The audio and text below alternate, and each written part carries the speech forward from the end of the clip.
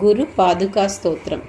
अनन्तसंसारसमुद्रतारनौकायिताभ्यां गुरुभक्तिदाभ्यां वैराग्यसाम्राज्यदपूजनाभ्यां नमो नमः श्रीगुरुपादुकाभ्यां।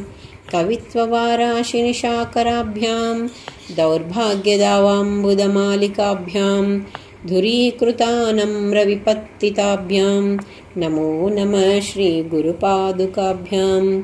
नताययोः श्रीपतितां समीयुः कदाचिदाप्याशु दरिद्रवर्यः मूकाश्च वाचस्पतितां हिताभ्यां नमो नमः श्रीगुरुपादुकाभ्यां।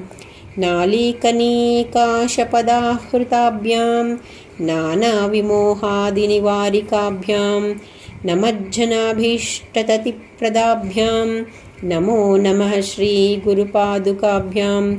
नृपालिमौलिव्रजरत्नकान्तिसरिद्विराजझषणकन्यकाभ्यां नृपत्वदाभ्यां नतलोकपङ्क्तेः नमो नमः श्रीगुरुपादुकाभ्यां। पापान्धकारार्कपरम्पराभ्यां तापत्रयाहीन्द्रखगेश्वराभ्यां जाड्याब्धिसंशोणनवाडवाभ्यां नमो नमः श्रीगुरुपादुकाभ्यां। शमादिषट्कप्रधवैभवाभ्यां समाधिदानव्रतदीक्षिताभ्यां रमाधवाङ्घ्रिस्थिरभक्तिदाभ्यां नमो नमः श्रीगुरुपादुकाभ्यां।